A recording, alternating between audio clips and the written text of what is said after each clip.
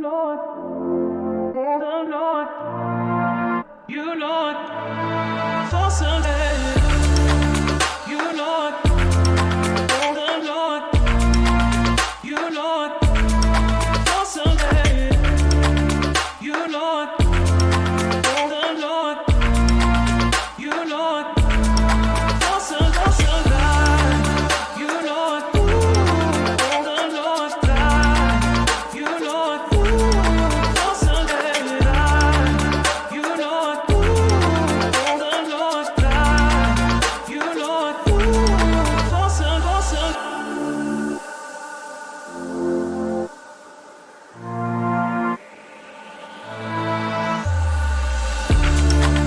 You Lord, the Lord, you Lord, for Sunday. You Lord, the Lord, you Lord, for Sunday. You Lord, the Lord, you Lord, for Sunday. You Lord, the Lord, you Lord, for Sunday.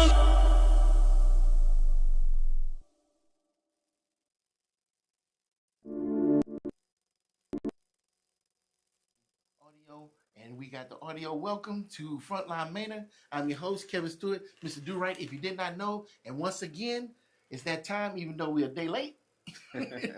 We got Dr. Harvey in the house with us again. Everybody. We're going to sit up here and talk about the state of Manor, things that's going on, and some other stuff. We're going to chop it up.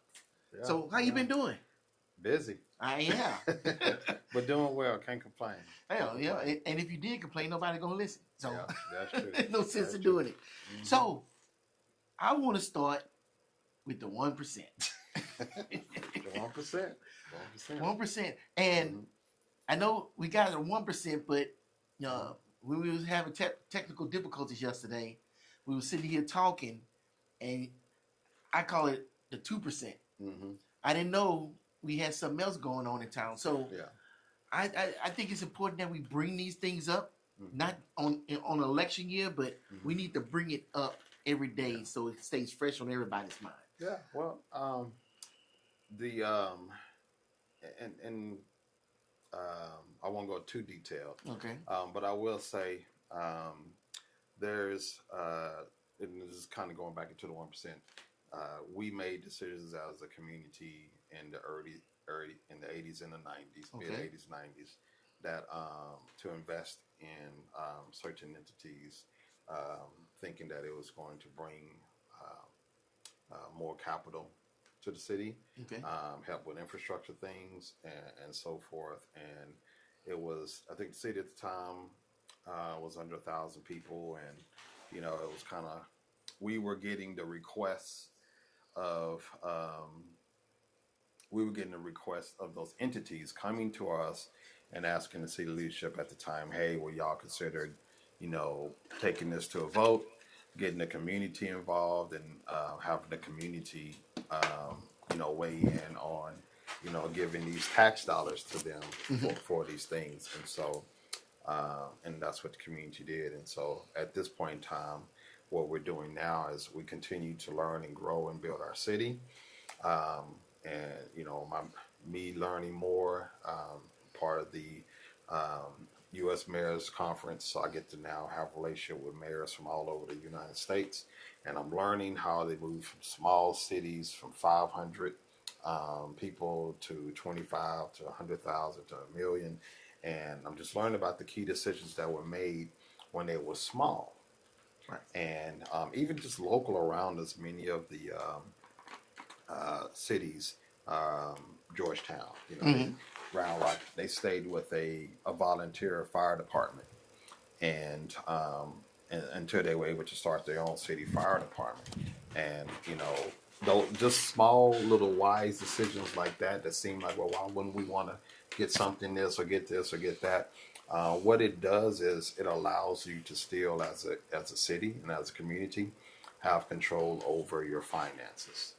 And so there's multiple ways to get transit. There's multiple ways to take care of emergency services. But then there's a best practice or a better way Mm-hmm. when you're talking about um, uh, for long-standing to have a long-standing community that's fiscally savvy and can sustain, have dollars in the future for growth, for securing future water, more parks, land, those kinds of things. And those cities that are doing really well, that people are like, hey, how can we get this like that city or that city?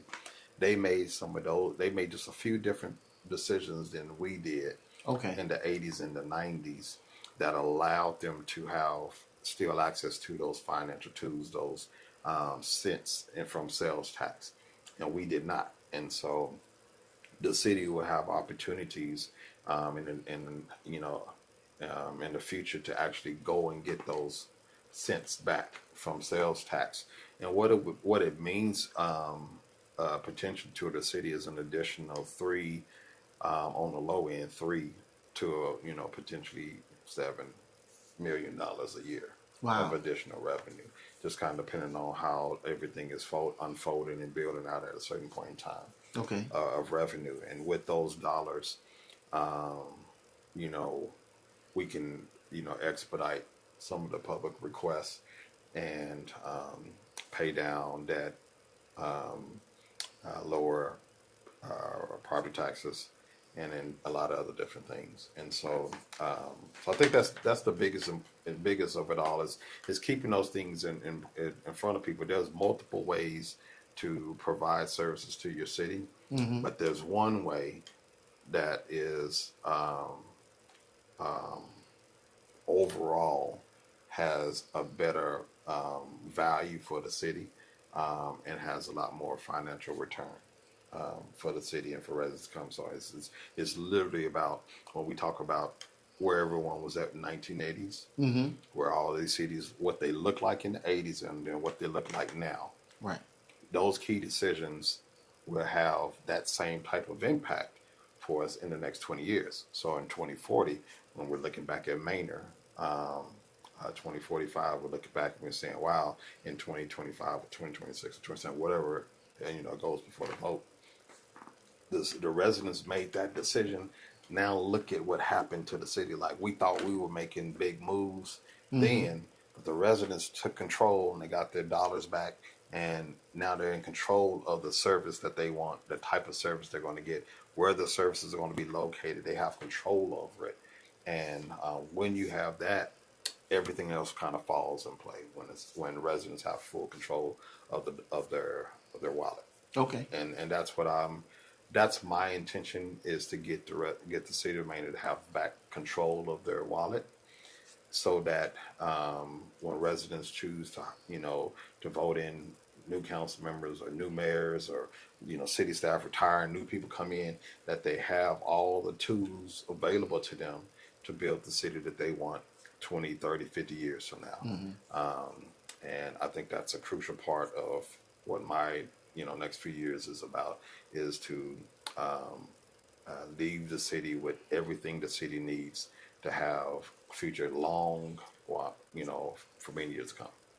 Okay. So you mentioned one of those things for in the future that you're working towards is good, clean water. Mm-hmm. And I hear that they made a decision on Maine having its own water towers and building some water towers.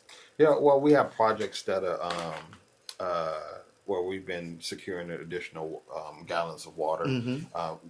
Fun fact: um, when your city is mostly homes, well, our city is mostly homes. Right. Our houses use a ton of water. Oh yeah.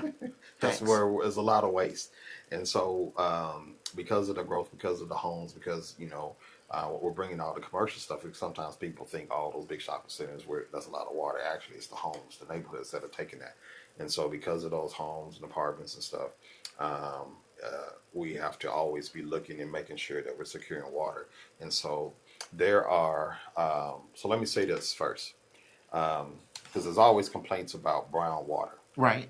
So I want to kind of give that history of what we learned about the brown water. So years in the past, when the city was, well, we're a lot smaller, and there was a time period where surrounding cities, Austin, Pflugerville, Elgin, and then proprietary water companies, Manville.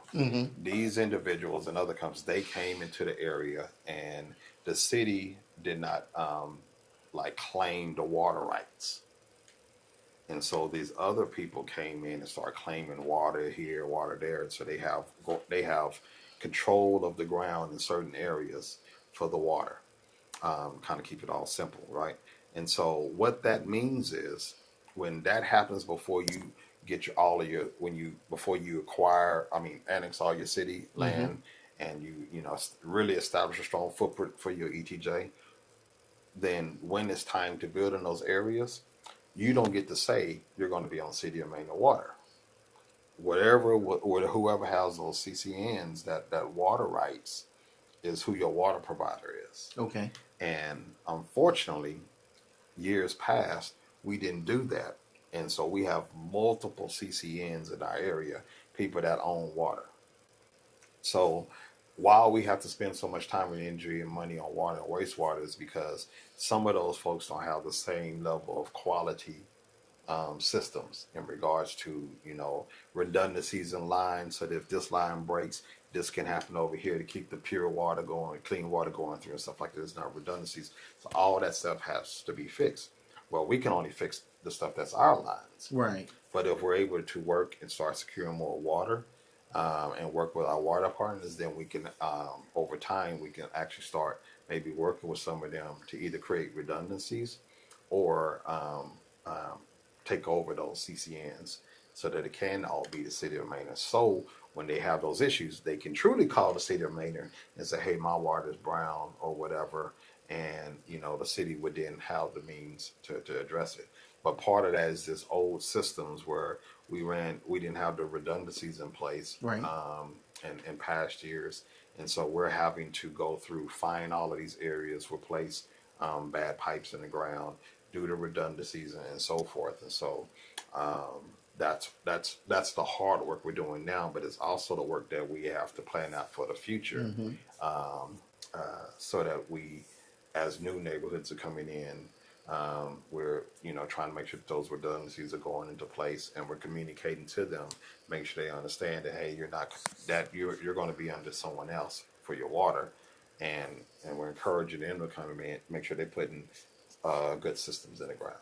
So how hard would it be to obtain those water rights from those entities for the city? Would that be something expensive? Legal battles? I was gonna say it's not hard at all if you got money. Yeah. You cut the checks. It's not Yeah, hard but we at only all. got so much money. You only got so much money. You only got so much money, and I think with water still being the issue in this area of Texas, it makes it a hot commodity right now. And so our focus is building relationships with other cities and trying to see how we can kind of work together to bring additional lines of water from other well sources, and increase the amount of gallons per day that's available. So I'm just gonna throw this out here. I don't know, and you're a very knowledgeable man. Could Mena have its own lake reservoir or something to help for future water? That's actually an idea that we've been toying with on some land that we own. Okay. In regards to doing something like that, and when I thought about it, I was thinking, oh, you just dig a big hole. I know it's more than that. Dig a big hole and wait for it to keep raining, That's the other problem. Yeah, but no, it's it's being facetious, but it's that whole process, where it could go, ensuring that the ground, the soil, and all those kinds of things meets water board qualifications and stuff like that. I mean, we done a little research in that area, and there's some opportunities for there. So we would know. We actually would know about an opportunity probably in the next 6 months. Oh, that's good. Yeah. So one of the biggest things to keep Manor stagnant or allow it to grow is going to be water.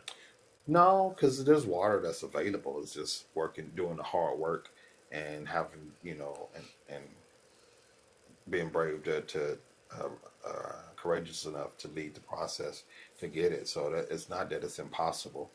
Um, the challenge is the biggest challenge before us is really just getting the public to come out and vote to get their money back. That's our biggest challenge. If residents do that, um, it'll be like winning the Super Bowl for the next 10 years and counting, because you would then at that point have reap the full benefits of all the development that's happening.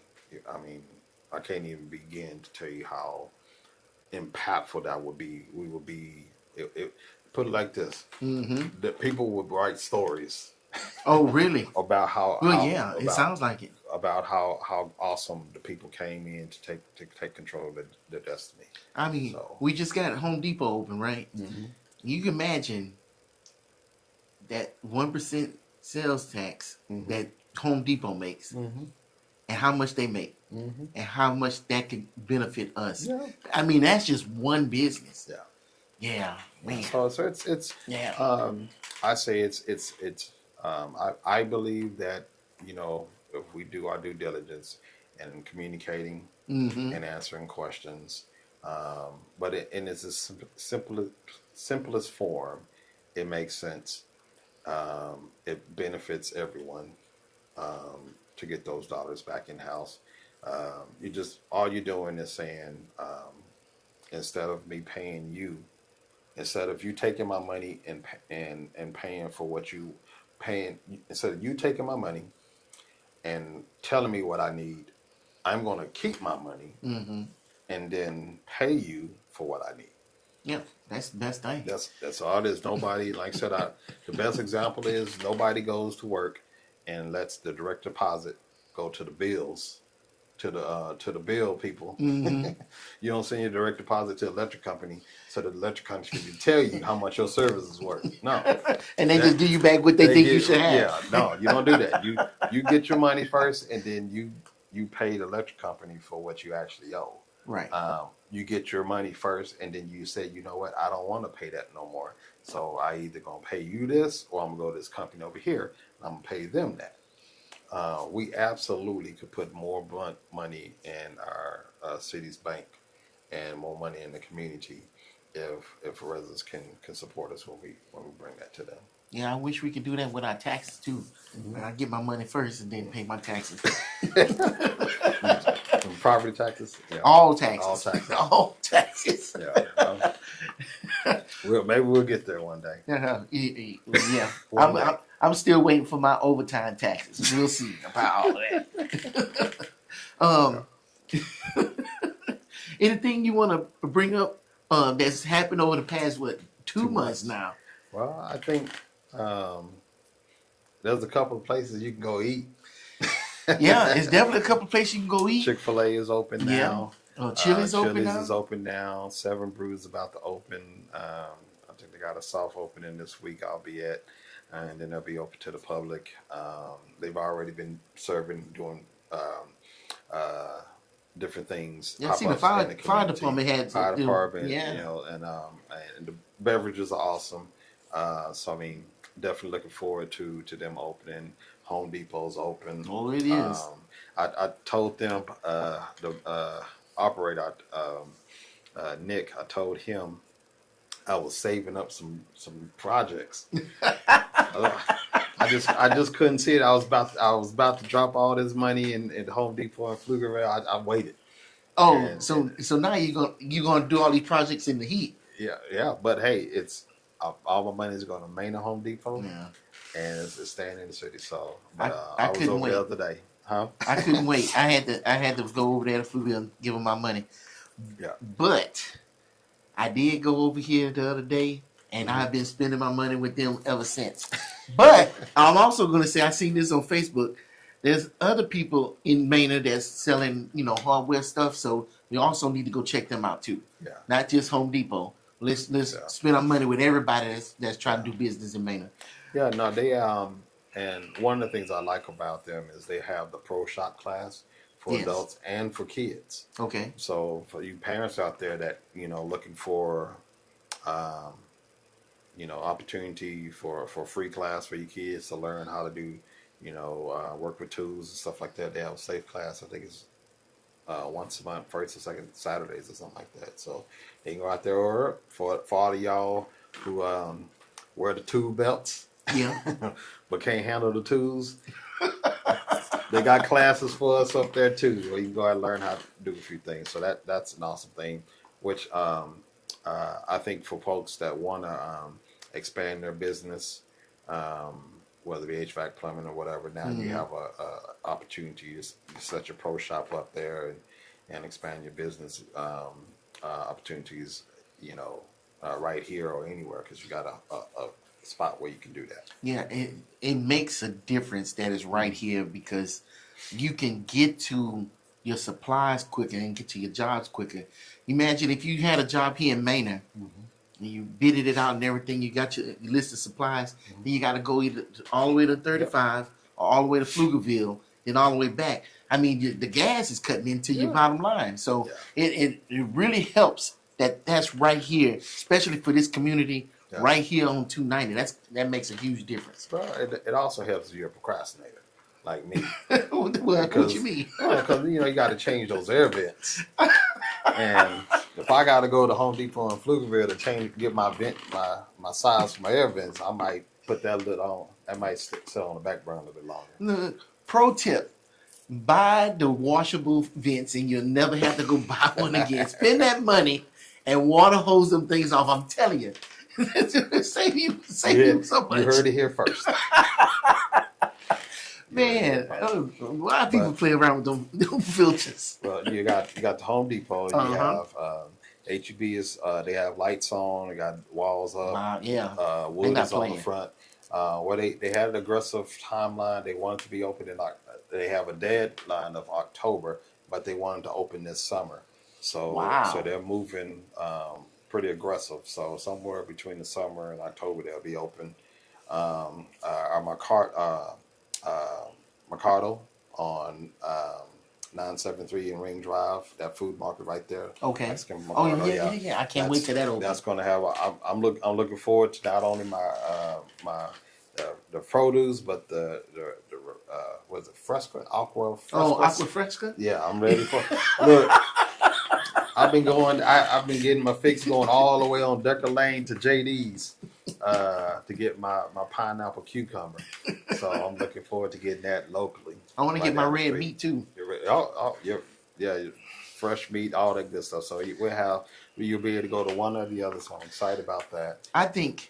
I'm glad they opening it because they're gonna force competitive prices. Walmart to step their game up. Yeah. Because when they was the only thing in town, boy, Walmart could throw anything out there. It was so sad. Yeah. But now, and because I'm looking forward to not Home Depot, HEB, but I'm not looking forward to crossing 290. I don't mind that it's on my side of 290. And I will go to that Mexican market a whole lot just to, save me some time and effort. And I don't have to go to Walmart. When I get my helicopter built, I'll be going to HEB a whole lot more. You know what? I'm being facetious. It's not that bad to get across there. No, it's not. It's not that bad. It's not bad at all. Two things have happened. Don't get me wrong. Traffic is still there, but two things have happened. At least in statistically looking at data, people have been more patient. Still running lights, but in regards to a lot more people are stopping and being patient and waiting for the next run. That's definitely happening. But people are learning how to get through the areas a lot safer. So that's helping with people moving in and out. So I mean, if you remember when Chick-fil-A opened, traffic was everywhere. Right. But people are now learning how to navigate the new lights and the turns. I think. So I mean, that's good people being good drivers. So still got to good. I'm not saying that we don't have no problems out there, y'all. I'm just saying I'm acknowledging some positives, which is there's people have been doing well on the road. So that brings up a interesting question. So over there on 35 in Palmer, you know that traffic scheme they got in around downtown Pflugerville. They got that interesting traffic scheme. Does Maynard have anything coming in the future for traffic schemes to try to help control? Confuse people? No. Yeah, no, no. Hey, Not look, that, look, no, anything that's happened on 290, we may have input on, but it's going to be a text out decision. not But so much 290, but other other places. areas, not anything like that where you have, traffic flowing different left and right, going northbound, eastbound, something like that. Now, I don't think we have any plans to do anything that inventive. So other than on 290, the majority of the accidents is just in that area. I mean, I would say the majority of our accidents are because of the entrance and exits on 290. Okay. And we have those safety reports. We've communicated those safety reports up. Well, we got it from TxDOT, so they're aware because they did the analysis, and so I think that's now is trying to get the entities to now to one put it on their 24 40 20 on their 2050 plan. And so these are things, residents, that you all can help with. I think I've said this before. You got to call, you got to email, text out, and you got to say to them, please put fixing 290 on your plan. It is not on the plan. So as of 2050, fixing 290 is not on their plan. So the last time we were here, you were saying that they had a town hall coming up. Yes. So what we've been able to do, because I'm saying it probably too simple, because there's the tech stock and the engineers who are awesome people who understand and they get it, and then there's these entities and agencies that have residents from within the county in Austin that kind of sit on all these committees. And it's those individuals that we need to speak to get them to put the project on the list. Okay. Because that's kind of the bureaucratic way for it to move. So the TxDOT engineers, the Austin division, they understand it. They are awesome people. They've been working with us and trying to help us work through the process. But it's the subcommittees that are mostly residents or elected officials in certain areas that sit on these things, and they have the authority to one, put it on the list and expedite it. But they only hear from me. And so this goes back to the conversation we had a long time ago about 290 and Oak Hill. Okay. They had their residents complained.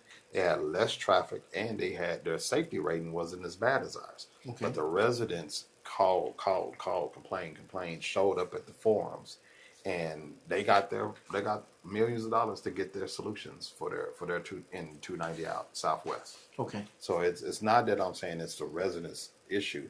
The process is designed for elected officials, city government, and the residents to participate in a process to do state highway improvements. And so if we can just get everyone to come to the future town halls and say, give us a highway, put the highway on the 2050 plan, expedite on the plan, reallocate funds from over there to this, talk about the 290 corridor like we did the Austin, San Antonio corridor. All those kind of conversations of residents help us with that. Will help reallocate millions, hundreds of millions of dollars down to 90 for water, wastewater, which would then take that off our list of things to pay for. Okay. When the state of Texas and TxDOT are interested in investing, all sorts of dollars and resources come along with that, and that's what we want to do. But we have to say as a community that this is a priority, a need for us. Okay. And it's a need for us, and it needs to be a priority for the state. So that being said, because we've been doing so well with the engineers of TxDOT, with the people with CTRMA, with the executive director of Campo, and we've been trying to figure out how to solve maintenance problems. CTRA has graciously agreed to pay for the feasibility study and environmental studies, which is a $5 million investment. And Wow. what that does, and it's in the Manor Journal for y'all that want to read it. What it basically does is it does all the work so that we can know what can actually fit on 290, what type of highway, elevated or underground, whatever. It just does all the work so that we can move to that next level of drawing plans, doing easement, obtainment, and so forth. Okay. And so that's a huge deal because nothing happens if you can't get the feasibility study and environmental studies done. And so that's underway right now, and when that's done or in that process is when the town hall is going to happen. Okay. And at that town hall will be where the residents need to show up and say, give us a solution. 20 years ago, almost 20 years ago, they came and did the exact same thing. And we said, we don't want it. And that's why we have traffic. We're going to be asked about a highway, a free highway, and we're going to be asked about a toll. If we leave out of those town halls with nothing, that's what we're going to have for right now on the books. 2050, there will be nothing until at least 2050. Wow. When we have that meeting, we need to advocate, but we also need to make sure we leave the meeting with something. If we walk out of it empty-handed like they did in almost 20 years ago, we will have nothing. So let me understand, because you saying a lot. Let me see if I understand correctly. If TxDOT invest in 290 and that in a 290 corridor, it will look like 35 between Austin and San Antonio, where business and everything, because they invest in the infrastructure. If the state of Texas and TxDOT are saying there's now a 290 corridor emphasis. We want to look down. We want to start working towards Houston, towards Brenham, and we want to widen the highway. What's going to happen is all of the side agencies, investors, all those kind of folks are going to now want to come and bring resources. We'll have more folks coming to do more better master planning, bringing probably university, bringing hospital, all those other kind of things, just like the same thing that's happened on it. It's not. I don't want to give people. We were talking about the other day, and I don't want to give people that actual picture of Beauty Kyle Austin, because some people might see that as a negative. But what I want everyone to focus on is the resources that will come, because when those resources come and those investments come, the city does not have to then put up cash for those things, to attract investors in those things. And so that's the biggest thing. If the state, if 290 corridor becomes important to the state, and they're talking about that, and they're going to have big conversations at the state level, and it's going to make a noise. It's going to and that attracts other people to it, because they see Texas is investing in it. And it puts the city in a space to be able to negotiate. Some of the comments sometime on Facebook was talking about, well, why can't y'all negotiate this, negotiate that? Well, when you're trying to bring things in for the people, and you don't have and your cents are locked in here and over here, you have to be inventive, and you have to kind of negotiate a little bit more than what you want to, because you're trying to solve problems and create opportunities on your own dime. But when you can convince other people that this is a viable investment, then you can actually say what you want to have and don't want to have. You now have the negotiating power. And that's what my colleagues down in Buda and Kyle have. Their cities, their economic development corporations have a little bit more control and say, and those kinds of things. They don't have to give up so much, to get the things they want. And if we settle on a tollway, those same investments wouldn't exist, because the tollway authority is just worried about that road and the money that they're going to make off of that. Actually, that's not true. Okay. The difference between a free highway and a toll is the people that are riding the toll pay for it. Right. That's one. The toll happens quicker. Right. you can get the toll road built quicker than a free highway. But the same investment will come. So think Oh, it about will. yes. So Okay. think Stonehill is an example of that. That whole Stonehill shopping area Right. is what can happen when you have a total investment. All of those um, factory spaces that line the Right. toll, Right. and all the businesses that are in there, the hotels that are coming off of that, and then down the apartments that are building off the toll. So you can a lot of industrial, commercial, residential opportunity, multifamily opportunities, retail can happen with either option. One one one solution can happen way faster than the other, um, and that's the toll. The free highway would take at its current state, um, would take years. Yeah. I mean, just looking at how long it's taken to upgrade 35, Mhm. that's what we have to look forward to. Anytime you drive through Houston, Yeah, how long it takes for them to make those not repairs, improvements improvements. Yeah. takes years. Well, I mean, just some of their projects. If you look at the first phase of building 70, redoing 71, Mm-hmm. um, uh, going from 71 north on 973, that short phase of road, from the time they had the town hall to the time of completion was between 10 to 12 years. Wow. And that doesn't include all the back work that had to be done. Mm-hmm. And so, because then that it took years before that to to get to that point. And so, but it's on their plan, on their transportation plan. Right now, it's our part of 290 is not on a transportation plan, Right. and until after 2050, if it gets on the plan. If it gets on the plan right now, that means it's slated to start somewhere time close to 2050, and then it's 10 years out from that. Unless it moves up in priority. And this is why I said that's the work that has to get done. So we're either going to, when we have this town hall, we're going to have to leave with a solution. Mm-hmm. Otherwise, we're going to be telling TxDOT we're fine. We're waiting another 20 years. So we waited 2045. It's going to be 2025, and we'll have a chance to get a solution, or we'll wait another 20 years to 2045. So when you talked about that town hall, I jumped on the website and Mm-hmm. tried to navigate through it and try to see, because you said they had a town hall coming up. Mm-hmm. I was looking it up to try to find it, and I couldn't find anything. Mm-hmm. Is it a way that we are going to put out some information to make Yeah, sure they people are. know that When these they- town halls coming up? When they lock in the date, I think they end up pushing it back. But when they lock in the date, they'll let the city know, and the city will put it all over our social media. Okay. And we'll send it out if you have the app or any of our ways of notification, then you'll get the notification.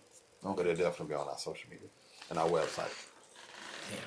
We might need to have some road signs. Yeah. Well, and I'm not against it. I think the biggest thing is for people to know that leaving out that space without one solution is saying we want what we want. Yeah. Want what we have now for the next 20 years. Yeah. Yeah. That's the biggest takeaway. We either get something or we don't. And if we don't show up, then we can't complain about traffic no more. Yeah. Because we put it on ourselves. Well, and I think the magnitude of we don't have I think understand the magnitude of that these folks do work across the state of Texas, not just Manor. Right. So they understand. So when they leave out, they're going to other cities that want solutions, and so we don't know when we're gonna. I mean, we started working on this under the last mayor in 2019. So from 2019 to now was a lot of work just to get to a town hall. Wow. So you know what I mean? So that's a lot of work just to get to this town hall. Right. So if we leave out of this without another solution, let's say we do it in the same amount of time we just took now to get it, and we're talking about 2019, 29, we're talking about 6-7 years, 6 years, just to get to another town hall. Yeah. Yeah. We need to get there. Yeah, We need to get there. We can't afford to not get something now. And people, I was one too. I hated tolls, and um, and really, when I think about it, I don't even know why. I just felt like I didn't understand it, and I was like, you know, paying twice for it or whatever. There are toll systems uh, that exist in Texas that serve as an economic development tool for the city, Okay. where you can up the price, lower the price, and that money comes back in to help fund projects in the city. There are toll systems where it's completely the money is fronted and then it's paid back through the people that ride it. In all toll scenarios, um, what I was told is the lanes you have, the amount of lanes you have right now for free, you will still have for free. So um, if you have 3 lanes going east and 3 lanes going west, you will still have 3 lanes going east and 3 lanes going west for free. Okay. So they're going to just then enhance the roads and they add the toll. So you're not losing anything. It kind of be like Mopac. Yeah, or Where they just added that or like one 290. lane. When you go down 290, you got you have the Oh, toll and then in the side. and the side. Yeah, You have 6 yeah. total lanes on the side, and it just leaves at your choice. So there's opportunities to talk about what the toll looks like and if there's a way to use it for an ongoing investment too. The majority of the people that come into our city and bog down our streets actually get on the toll. And so that's a positive because if we got the toll road, that's one of the positives of it. All of those people that are on the roads now would then just be on the toll and they would pass through. Right. And so our streets will be back to a more manageable threshold just by getting the people who ride the toll anyway on the toll. Okay. So, Juneteenth's coming up. Juneteenth's coming up. Timmerman Park, 12 p.m. to 8 p.m. We have proclamation, some keywords, and then we have food trucks, food games for the whole family. So everybody come on out, celebrate Texas tradition, and you know, definitely about the word and the message coming to Galveston, Texas. You know, about emancipation. You know, coming years later, but it's also about family. It's also about community. It's also about us celebrating our uniqueness and our diversity, and especially in a time like this where you know it just seems like so much on social media and TV is putting people against each other. There's an opportunity for us to come together, learn about our different cultures, our uniquenesses, and create acceptance and value who we are. So, on the, I don't even know how to word this. The events that happened last year in Round Rock during Juneteenth. Yeah. How is our security and everything? Well, if in all of our main events are heavily involved with our city staff and our put like this, anything that's a federal holiday, Okay. has you know the backing of city staff and our police and so forth. And so for the most part, either we celebrate federal holidays as a city, and we celebrate our own holiday, Right. like events like Manor Palooza, or different you know community events that we create. So when it's something that's federal or it's something that we're sponsoring, we have police protection. Okay. But we've never had a problem with Juneteenth. If anything, we have more space and more fun and more for food for more people to attend. Okay. So Okay. So just in case people have concerns about it, you know, make sure you know everybody feel comfortable. yeah, correct. our police department does a good job of you know I mean they've already done the work to evaluate safety precautions. People coming in and out, they do a lot of stuff ahead of time, and so they do a good job of prevention. Okay. All right, man. That sounds good. Any other events coming up? So we have this Saturday is our 5K event. We got a 5K too. Yeah, Man, 5K. we are seriously growing. Yeah. This will be it'll actually be I think our 3rd year. Okay. It's a 5K community day of fun, so it'll be stuff to do at the park, at Timmerman Park. We'll do the 5K. You can walk, run. I think there's a kids race as well. I think it's the kids 1K, and so if you're one of those folks that are a real runner, then you could do the 5K twice and get you a 10K out of Wow. it. But don't lap me. Uh, Oh, you gonna be in it? yeah, I've been in all of them. Oh, look at here. Yeah, Here's your opportunity to lap the man. yeah. I was. I won't be there. Was it last year? Yeah, I think it's last year. A little kid. He was, I don't know, probably about somewhere between 9 and 11. Mm-hmm. Yeah, he took pride in trying to beat me around there. It's all right. I'm old. He had all that young energy. So, yeah, but no, it'll be a lot of fun. Derek White puts it on with some other community organizations, and so I'm definitely looking forward to getting out there. And I know a lot of folks are coming in from different cities to participate. Mm-hmm. Even my wife is in a sorority, and her sorority sisters, Alpha Kappa Alpha sorority will be there. Bayside Mega Chapter. So I'm looking forward to seeing you all there. And yeah, so we'll have some fun, get out there in the morning and be healthy. When I was in the African American Mayors Conference, which is a part of the U.S. Mayors Conference, and I was there in April, and I learned about this thing called Move with the Mayor. And so I'm going to be doing a lot more healthy things where we promote health through physical activity and more mental health things. And so Okay. last year we just kind of promoted some flyers of mental health opportunities. This year, currently right now, I have a 25-mile challenge for the month of June. Get out there and do 25 miles. You got to do 25 miles in June. In June. So you can just do maybe 5 miles here, 2 miles there. Yep. As long as it accumulates to 25. Mm-hmm. But you can do that. Come on, man. Yeah, well, it's starting small. It's not about how much. It's not about the ease of it. It's about building a culture with our city where we're choosing to be healthy. Okay. Where we're getting out there walking and doing kind of things. We're still looking at the designs and the potential blueprint opportunities for the new city hall, and that space will have out. It's going to have a lot of outdoor space for food, farmers markets and different things like that, which we're hoping to bring in a lot of natural and healthy foods and different things like that. Hoping the byproduct of having Home Depot in the area, more people will get into gardening, and those kinds of things. And so it's really just about us choosing to be a healthy community, physically, mentally, spiritually, and socially. Where we have good relationships.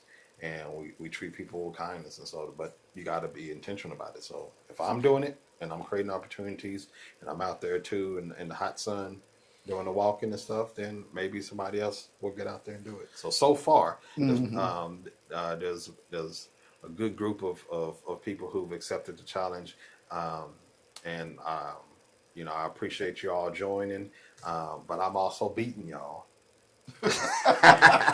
Okay. So don't let this old man beat y'all.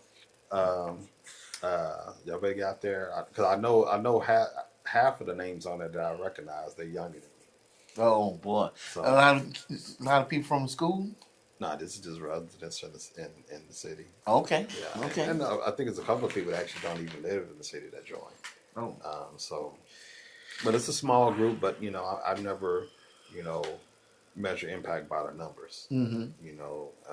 I was just hoping it wouldn't just be me, and we got some folks and they're doing miles, and so I appreciate everyone that's on there, and maybe more people will join, and we'll keep doing it every month, and maybe we'll max the app out. Okay. So Sound like a plan. so Yeah. Them days for me is gone. My knees, feet don't even you look can for walk. That's what I do. I just walk. me. Knees, feet, sir.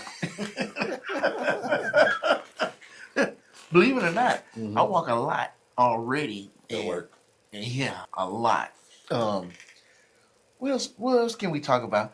I had something, but every time I get something in my head, you already hit on it. It's like, man, you make it hard for me. He makes it hard for me.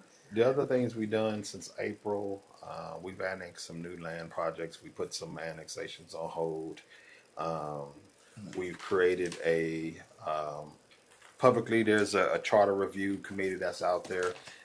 This charter review allows you all to look at the rules that govern the city, and it's kind of like our city constitution, if you will. And so we're looking for 7 people that want to be a part of that, and we'll take applications, and then we'll interview 10 folks, or appoint some people if you know you want to be appointed. Definitely reach out to me, let me know so we can talk about it.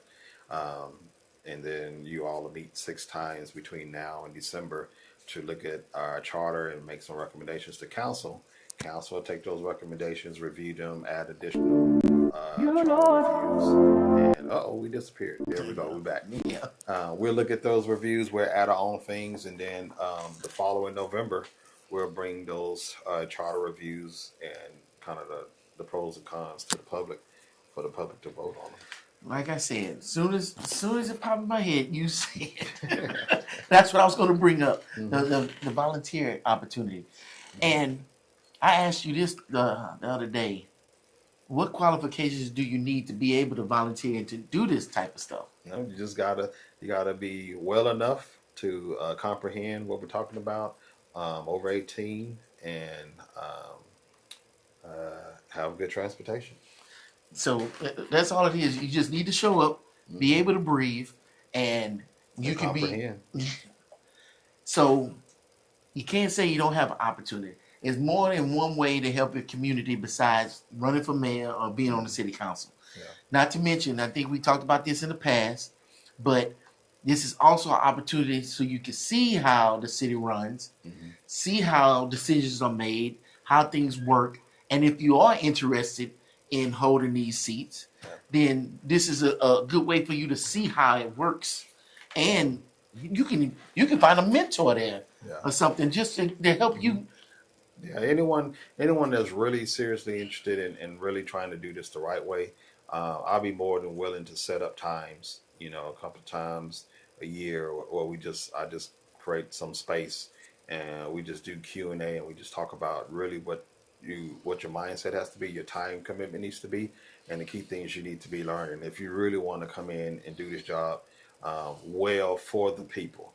If you're just trying to do this because you want to be the mayor and you want to be in charge of some stuff, then we probably won't have good conversations. But this is a labor of love. This is about solving problems and trying to help the city, the community that we live in, being a part of the solution instead of being a part of the problem. And that's what Manor needs. Manor needs folks that want to help the city continue to move forward, not folks that want to have power. And if we can find some people that want to go through a process of just learning and being around so that we can have future leaders. And I would love to help sit down and cultivate people like that. Yes. I remember one time you told me it takes 18 months to get a new mayor up to speed on everything that's going on. 18 months.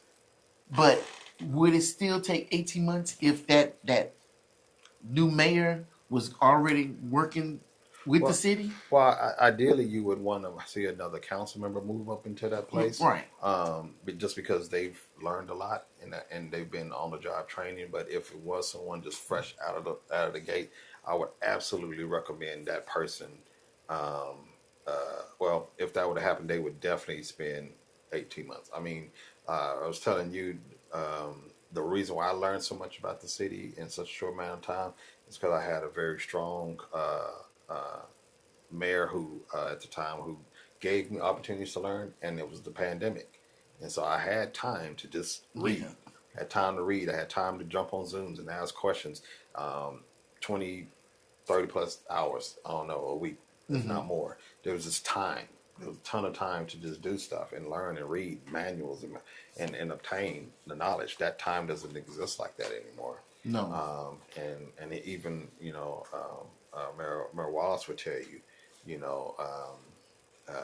it's the amount, if you're trying to do right by people, that's always the caveat. If you're just trying to get in there and do stuff, then right. you don't need to learn. You can just run next time, you know. But if you really and truly are trying to do what's right for people and for the city, understanding that what you do now impacts the next 20, 30, 40, 50 years or even longer. Some decisions, you know, have lifetime impact. Okay. The 1% Yes. has a lifetime That's a impact until we impact. fix it. And so, you know, you got to get in there and learn. I would, and this is, you know, to all the residents, don't let people just say they're going to do it, and they have not volunteered. They don't have any experience or background in city government, city politics. There's 120, 130 people that work for the city and growing that need to have strong leadership. And with poor leadership, they're not gonna have what they need to take care of us, and we will lose them because there's people that are some strong, highly educated and skilled people that work for the city of Manor, and we're not able to pay them what competitors can pay. Right. But they love the work they're doing, and we established a partnership with them, and the partnership is centered around doing what's right for Manor. And so we've created values in the vision statement that they believe in, and so they come to work because they believe in the mission. They believe in the vision, and that's a rarity when you know that you can take your skill sets and your education, your degrees, and go somewhere else and make a lot more money. And so we really have a very good people. I'm not saying we're perfect. We absolutely have challenges and, you know, have areas that we need to grow in. But as a entity, as a unit, we absolutely have people that want to see the city thrive. Right. Everybody has issues. We actually have people that want to see the city thrive, and so we need to ensure that if we're voting for people to go into office, that we're voting for people that have a command for it. A lot of our setbacks and delays as a city was because people were getting on, and by the time they learned anything, they were getting off. And so the best way to prevent that is for people that are interested to spend 18 to 24 months learning, volunteer, come around, you know, attend the meetings. Um, you know, if like I said, if you're really that serious, wanting to do that, then I'll set up some time. You know, whenever the Lord said my time is done, then I don't mind. I don't mind vetting people and saying, "No, this person's gonna cause y'all problems." I don't mind doing that or saying, "You know what, that person, they're level-headed." I don't. Whatever the city needs afterwards, I don't mind doing that because it's. I'm gonna live here. My wife, my kids, we're gonna be here, and we want to make sure that we move forward. And we want to make sure that whoever comes after is better than us. Right. You know, we want to set a standard that nobody goes below. The leadership just gets better. You know, whatever my strengths, they I pass on. My weaknesses, they perfect. That's the intent. Real quick to wrap up the show. You brought up something really good that I think is worth talking about. Okay. You talked about the city charter and the rules that govern the city council and you. Can you dive into that just to explain to people what that is and why it's important? Yeah. And also when it's time to vote for certain rules to be put into the charter, because I don't know if everybody understands that. Because my eyes was open when you talked to me about it. Yeah. So, like I said, it's our constitution, if you will. And so, how home rule city charters work is the state of Texas says if you're a home rule charter city, then here's some things you got to do. And where the state is silent, the city has the power. Okay. The home room charter is an opportunity for the residents. Our charter our residents can say, you know what, the state is giving us, our city leaders, too much power. We want to restrict it. Or they can say, you know what, those rules are old. We need y'all to have a little bit more freedom. So we vote to fix that rule. You know what? We want to make sure that our city officials, when they get elected, that they do work. So let's take that ordinance you created that requires them to attend 70% of the time, that requires them to be on committees, that requires them to do this. Let's take that work and let's vote that into the charter and make that the rule, so we never have to worry about people being elected and not doing anything. Okay. And so that's kind of the power of the charter review team, is they can bring recommendations. Ultimately, council takes what's going to be taken to it, but at least it allows us to, you get 7 people that can come forth and say, look at the charter, represent the people, and say, here's some things we believe that you all should do. Consider taking to the voters for election. And then council would do the same thing. Here's some things we think you all should put in the charter. And here's why we think you should be more restrictive by put these rules in there because it's going to prevent this or help this, or take these rules out because these laws have changed here and there, and if you don't address this, you're going to have issues here. That's kind of what that purpose of that charter review. So it's really it's an opportunity to create opportunities for the city, or it's an opportunity to put legislation into place that creates that prevents future harms. So you brought up like council meetings and stuff, like, and also you was talking about, you know, if a person is just running just to get power, this is what keeps those people in check. Yes. You know, it's a requirement that, okay, you've been elected in, you have to meet to keep this standard and requirement in order to keep your seat. Yeah. So what we've done, because the state law says that we police ourselves, and so what we've done, because historically there's been some times where folks didn't come to meetings, or meetings weren't held, or whatever kind of reason for, you know, things were going on, and you know, what this does is it brings accountability on us, and it gives us the opportunity to say, okay, you know what, that person's not coming, they're not doing any work.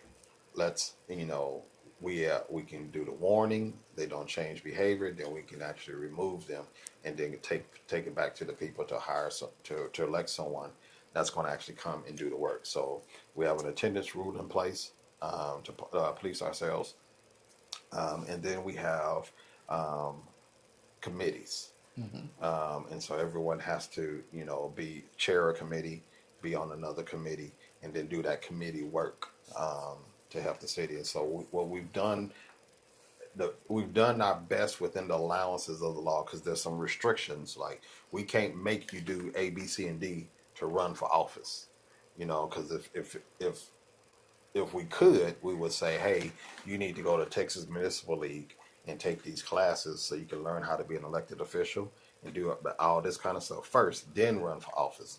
But the law says we can't require anything. Okay. And so what we've done is we've required the workload on council members and the mayor. So we have to do a certain amount of work while we're in our seat. And a certain amount of training? And a certain amount. Well, the training is not a requirement yet. Okay. And like I said, that's because there's some restrictions on what the state allows us. The state we can't put a training requirement in charter because it'll violate what the state says. Okay. And so that those things become very difficult and challenging. So there's some things we can do, some things we can't do. But under the allowance of the law, there's things we've been able to create through ordinances to have to hold each other accountable to doing work. And so the council members will tell you we work and it is tiring. You saying it's tiring? It's tiring. Oh, it's a lot of work. It's a lot of learning. It's a lot of accountability, you know, that we place on ourselves, and we hold each other accountable, and to having the right behaviors and mindsets and character. And so those are the things that we want to make sure that we leave, you know, for future people, is to have integrity, to be truthful, to be honest, to value hard work, to work hard, to value the staff. You know, you have one employee, the city manager, but if you are wrong, if you have the wrong intentions, then you run off a city manager and you run off the staff. And, you know, when you're trying to just hire people and fill vacancies with anyone, all your systems fall apart. Mm-hmm. All your systems, no organization can work when your leadership team is not on the same page and file. And so residents have to understand that this is not the U.S. This is not the state level government. This is your local, like, group of people that's going to lead you into the future. You need to have a level of high expectation and have quality control. All right. Man, and there you have it. But I think you gave a really good definition. You broke it down very well. I definitely understand it a whole lot better now, and understand the importance of the volunteers coming in for the charter review. Any last words? No, just y'all keep paying attention to the announcements and drive safe. Let somebody come in front of you. Don't honk at them on the streets. Enjoy those restaurants. We got some more stuff coming pretty soon. And I'm looking forward to where we can talk to you all soon about the next steps with our 80 acres, City Hall, library, 230 acres in the rec center. So we're finishing up some of those negotiations, and then there's going to be some public things that's going to happen that allow you all to give feedback on, what things are going to look like, what's going to be inside of this, what's going to be inside of that. So it's about to be some fun times coming up where we get to shape the face of the city. And so we're going to need you all to get out and come to some spaces so we can get your feedback. All right. It's going to be fun. And next time I talk to you, it's going to be at least 3 or 4 more places open. Yeah, we can talk about. That's crazy. I'm going to be able to get me a storage bin over there at U-Haul. That's correct. Yeah. All right. Hey, thank y'all for checking us out. I'm Mr. Durite. This is Dr. Harvey. This is Frontline Manor. Until next time, peace.